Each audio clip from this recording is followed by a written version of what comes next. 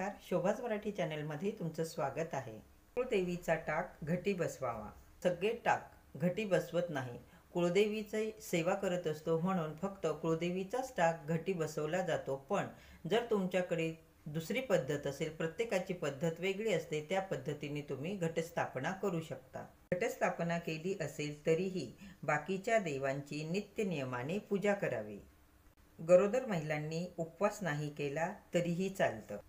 या 9 दिवसामध्ये घरामध्ये नख काढणं, केस कापणं, दाढी करणं टाळावं। ही परंपरांचं आपण पालन करावं।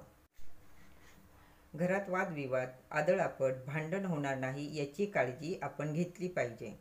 मासिक धर्माचे 4 दिवस असतील तर घरातल्या पुरुषांकडून, मुलांकडून घटस्थापना करून घ्या। मासिक धर्मात घटाजवळ जाऊ नये। शक्यतो स्वयंपाकघरात घटस्थापना करू नये, कारण आपलं स्वयंपाकघरात नेहमी येणं जाणं असतं म्हणून।